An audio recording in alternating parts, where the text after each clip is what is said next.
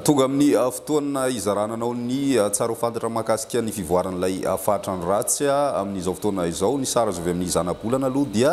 manomboka miverina amin'ny mahazovana indray ny oram-baratra hita any amin'ny faritra Diana zay sy ny any amin'ny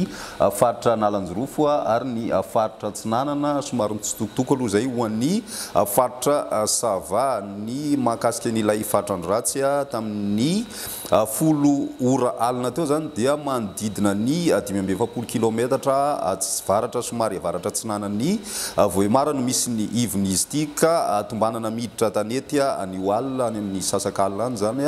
ary manodididina ny district'ny Vohémar hatrany aloha no mety idiran'ny tanjany tsy miova mijanona ho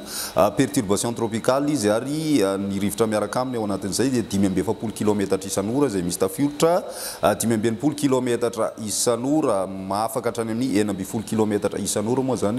ny hafainganam-pandehan'ity fatrany ratsy ity tombanana mivoaka an-dranomasina ho an'ny Rapitso vao maraina any ho any izy